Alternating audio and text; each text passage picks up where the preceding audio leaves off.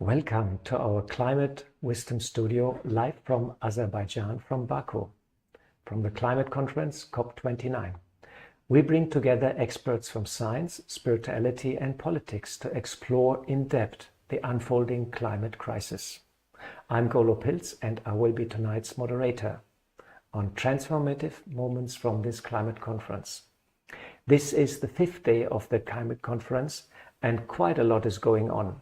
In a stunning move, Argentina has removed and withdrawn its entire delegation, and a report finds fossil fuel-linked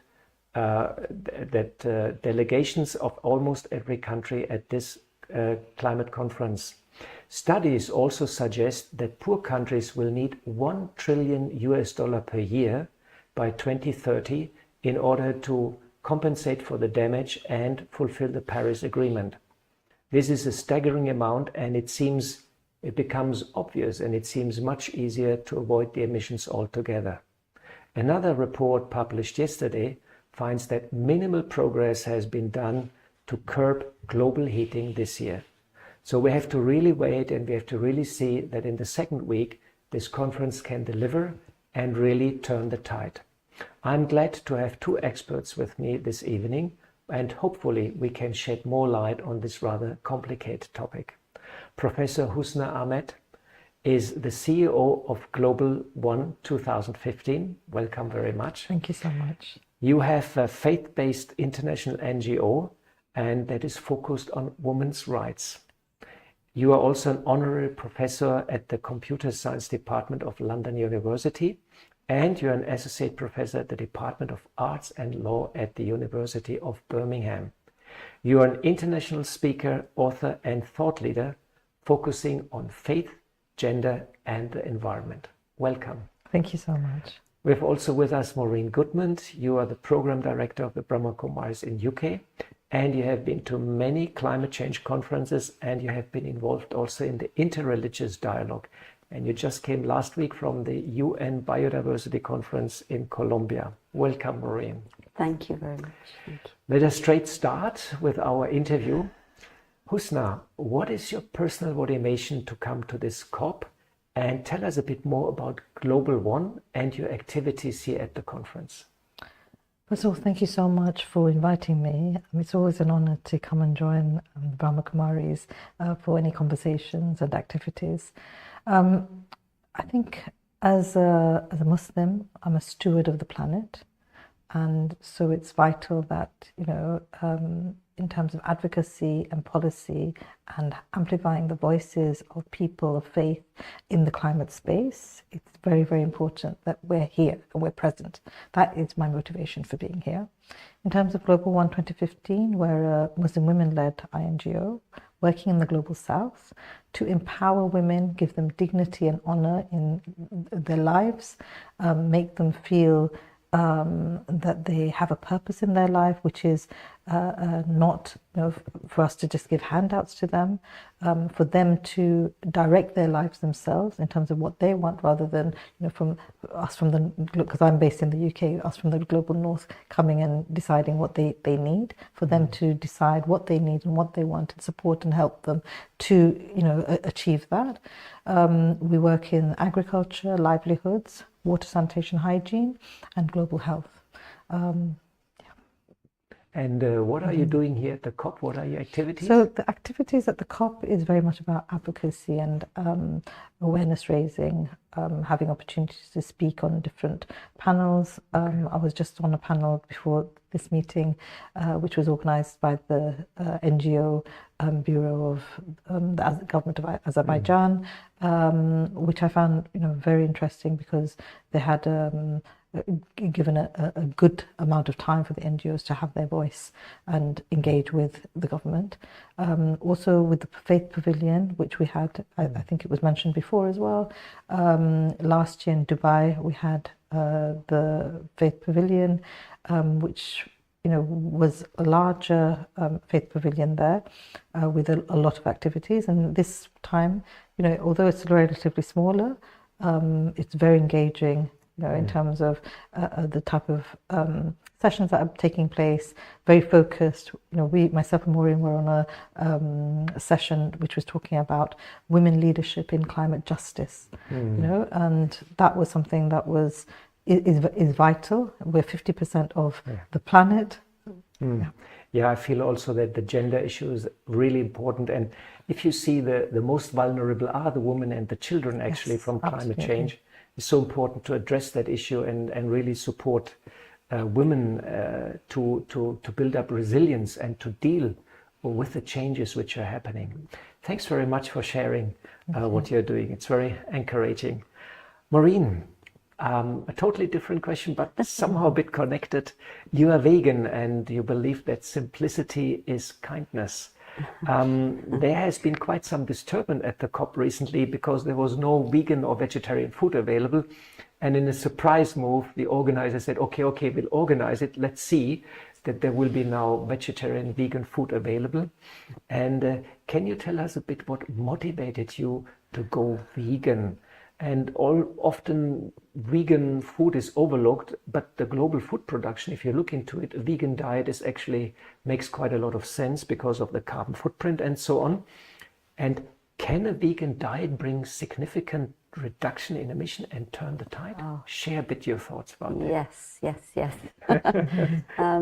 I've been vegan for about 15 years now. And at first I took the decision for health reasons. I somehow didn't feel dairy was good for my body. And also I read some studies because there's been a lot of research on the connection between dairy and cancer, in particular breast cancer in women, I can never say the word right, prostate cancer in men. And I thought, well, why am I putting this into my body? But a few years later, I began to understand the ethical issues. And firstly, that the meat industry, of course, I've been vegetarian for about, I think for 50 years actually. But the meat and dairy industry, it's very, very cruel. The dairy industry is as cruel. It causes a lot of suffering to animals. And so if you're eating food that is produced out of suffering, it's actually going to have an impact on you, on your health, and on your mental health and your spiritual health. Another aspect. In terms of emissions, meat and dairy production, it's the largest cause of biodiversity loss, the lack of tree cover, the degradation of land, and it contributes hugely to carbon emissions. So one is CO2, which comes from industry. The other is methane, which is, I think, about 30 times more of a contributor to global warming than CO2. It's 30 times more active than CO2. Oh, thank you. Well, I mean, I'm trying to get my figures straight. But the other is nitrous oxide, which is used on the land and for feed. And so much land is taken up to grow feed for the animals, which could feed the world instead, actually. And also the huge amount of water that goes into the meat and dairy industry. So on every level, it's really not good for us, for our health, or for the planet. So it's a win-win situation. It's completely a win-win situation. And so I'm a very strong advocate of a vegan diet. So it's a great move that the organizers provide now a vegan diet to the delegates, you know. It would be a great move if that was the only thing available. Here, the good news is here in the house we cook vegan. Yes. And I like it very much. It's actually quite nice. Thanks very much, Maureen, for sharing. And I hope more and more people will be inspired to look into the topic and make the choices for a good diet benefiting their health. But there's one more thing I forgot to add. You know, we're the only mammals that drink milk after we're weaned. And the milk that goes to the calf is not the growth hormone in it is for calves to grow. It's not suitable for us. One more reason to go vegan. So it's on every level not natural. Please, audience, go vegan now. You heard it. Wonderful. So we got a lot of good points about vegan diet, and let's hope this movement grows and grows, and it will become mainstream in the near future, because it will help us also to deal with our emissions. Husna, coming to you back. Our topic today is transformative moments from the COP, and there's a lot of stuff going on, a lot of information, a lot of noise, but there are moments which stuck our memory, moments which give us hope, which we remember. Can you share such a moment which inspired you, which gives you hope? Please share your good moment at the COP. I think the word transformative doesn't sit right with me. The reason it doesn't sit right with me is because, as women of faith, it's our faiths that have transformed us and have made us who we are, and we work towards pleasing God, Allah. So in terms of the COP, it's more about how we can have an impact and how we can, do something which transforms the COP. Because as people of faith, we've been here thousands of years before the United Nations was, created, and all of these movements and the governments, national states, all of this sort of thing.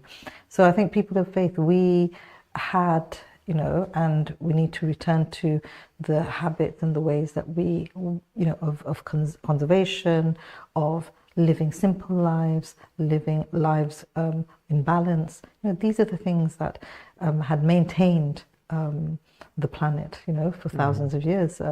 But industrialization, etc., I won't go into that. So for me, in terms of hope,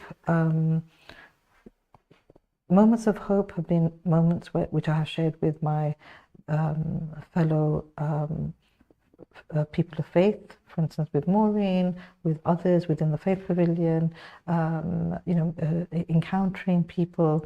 And, I believe in destiny. So any interaction with somebody, it's not by chance. It's because it's been, written that I will encounter them, like sitting here with yourselves today.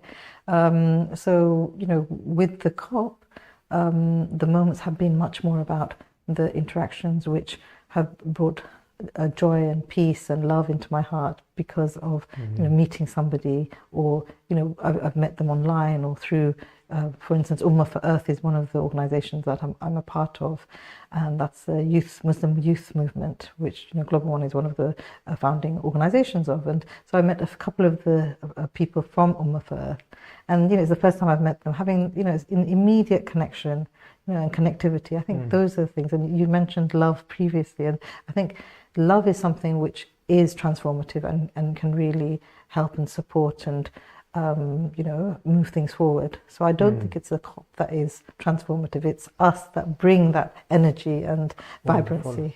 Yeah. I like very much when you said the moment where your heart is being touched, because I feel when the heart is touched, it's a very powerful moment. Absolutely. And people have a realization.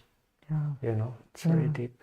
Wonderful. And also, I mean, this event that I mentioned that the government of Azerbaijan had put on, one thing that they had said is that this COP is about peace.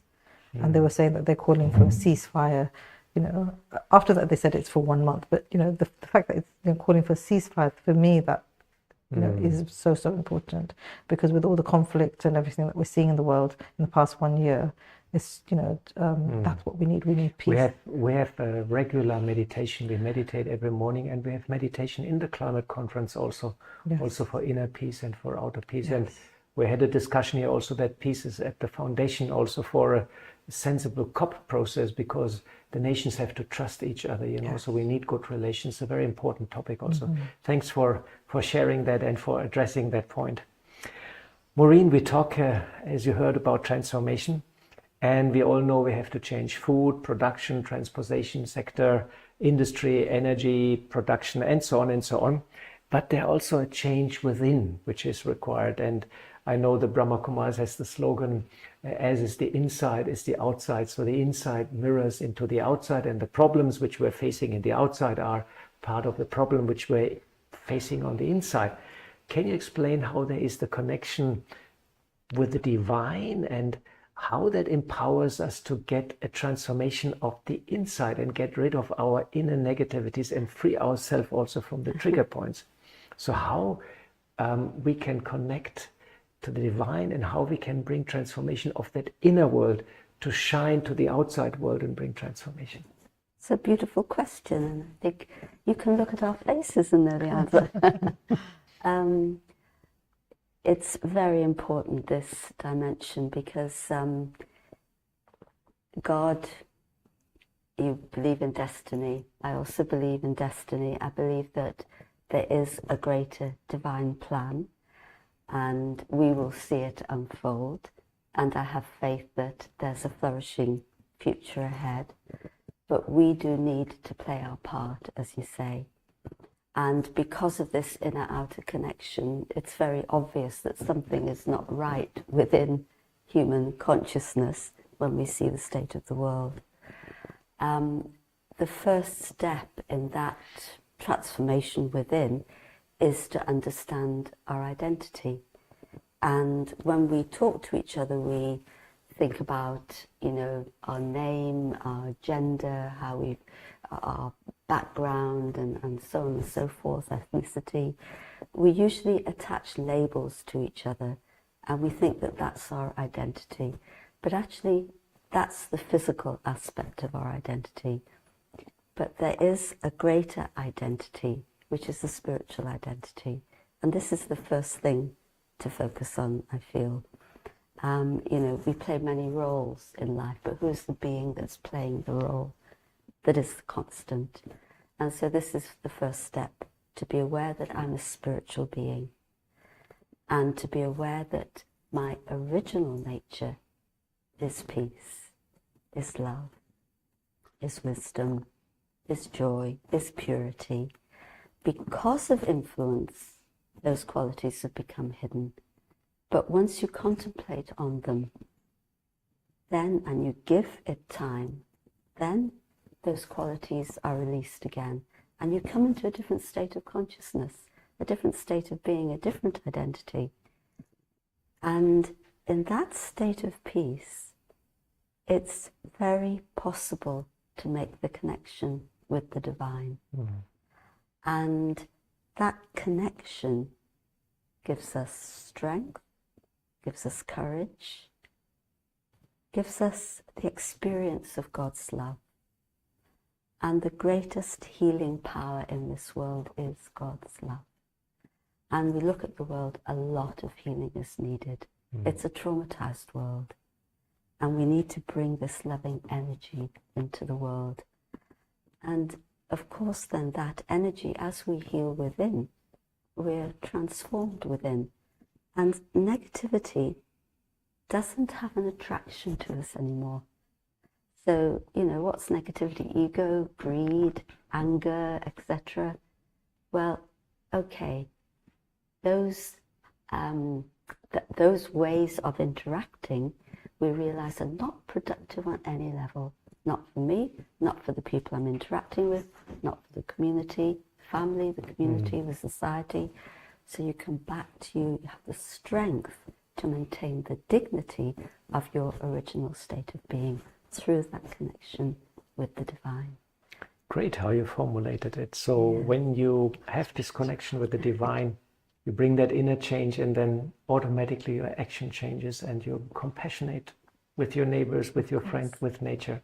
How lovely. Husna, that comes to our third question.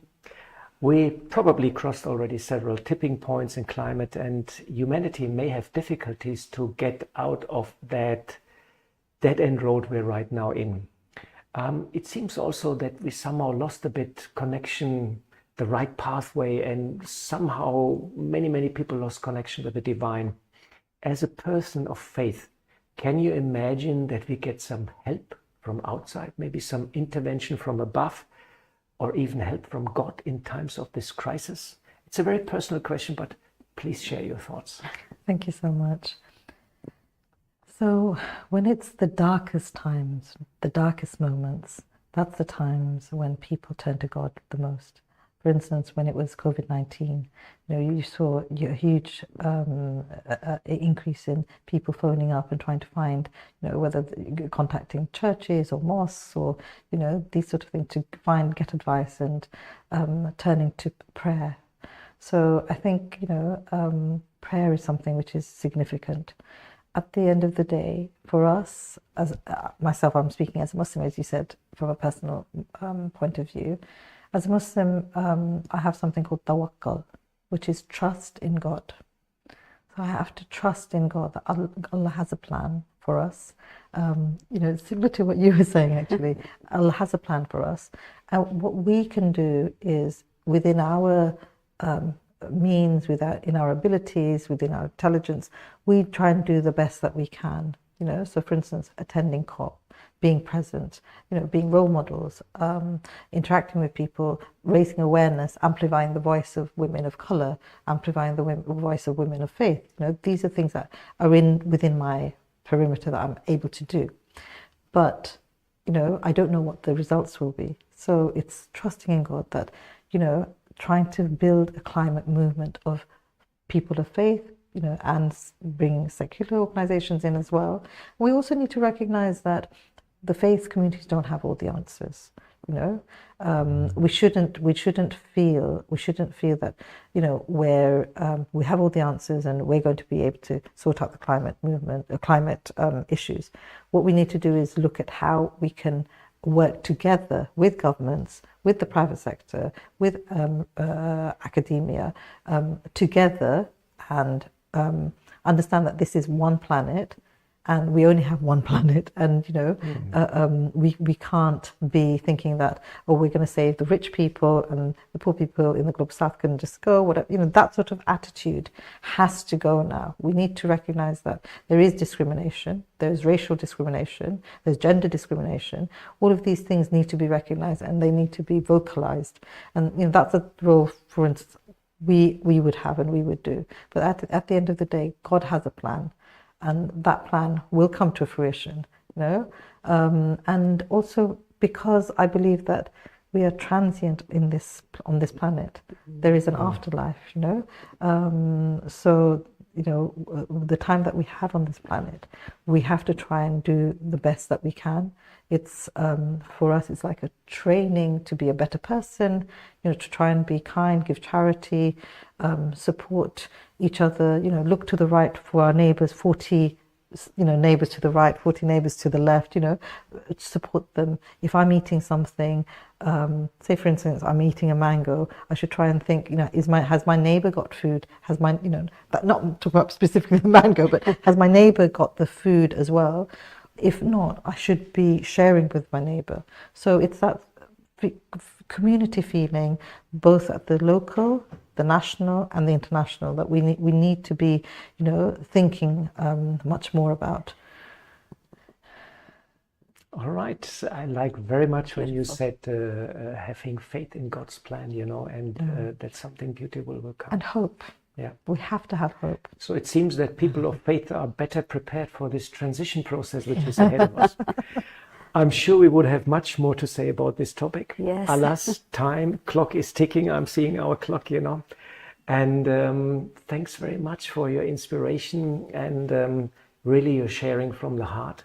And this brings us to Maureen. And Maureen, please guide us in a short meditation and bring us to transformation in a beautiful world. Thank you.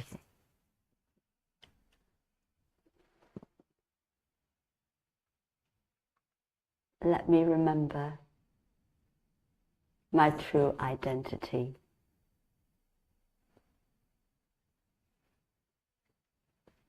Let me shed all the labels and return to my true eternal self. A spiritual being of peace, of love, of wisdom, of purity.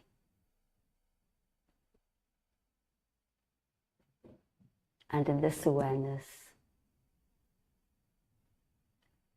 I value all life and the sanctity of life. And in this state of peace, I connect with the divine, the source of peace, the ultimate source of love.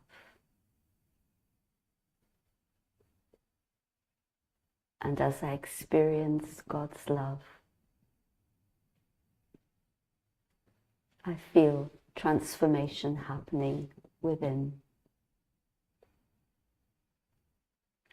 And I also know that as I transform, God's love is having an impact on our world. With this transformation, we move towards a world of love where every living being can flourish. Thank you. How lovely. Thanks very much, Maureen. Thank you. For this meditation and your insight, and thanks Husna also for sharing from your heart. It's very much appreciated. Thanks also very much to our patrons and our sponsors and all the volunteers behind the camera which make this transmission possible. Please join us tomorrow for another very interesting session of Climate Wisdom live from Baku, from the Climate Conference. For details, please see our webpage. Last not least, thanks very much to our audience for you to staying with us. And I hope you took some inspiration, you got some insights into the climate process and how God is touching our hearts. And nothing else left than to say thanks very much and goodbye.